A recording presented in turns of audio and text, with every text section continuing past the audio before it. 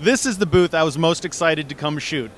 From last year's AES, the one thing that I left really excited about was analog tube, and I'm here with Simon to explain it. Coming here is kind of like going to the auto show and going to visit Bugatti or Ferrari. You know, most of us are never going to actually be able to buy it, but it's so darn cool that somebody's doing all the work and making these beautiful things. So the main product, I'll just go ahead and let Simon tell you about, but it's really cool and really beautiful, and I'm really glad he's making it.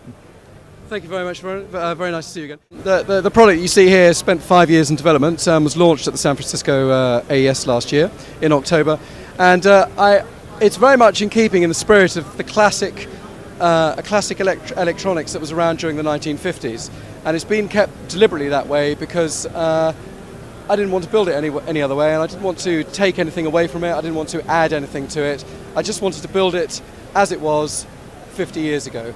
And what we have here is a classic representation of that technology that was around then. All the controls you see on the front here are all as they were back in the 50s. They're all non-inductive, hot-molded carbon composition controls for the AC thresholds here. All the original T-network 1 dB per step attenuators are all as they were, the Davin pots, as they were on the original units.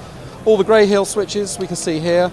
The attack and release times are all exactly the same as they are for all the metering and balance controls switches here, which are also incidentally grey heel switches.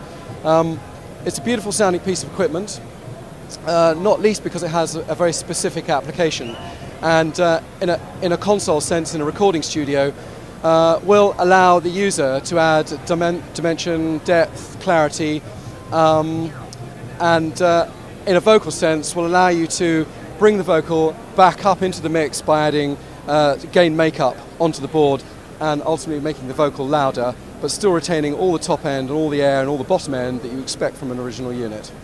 And I'm actually looking at setting up a demo to get to try one of these myself, and I hope I don't like it too much in person.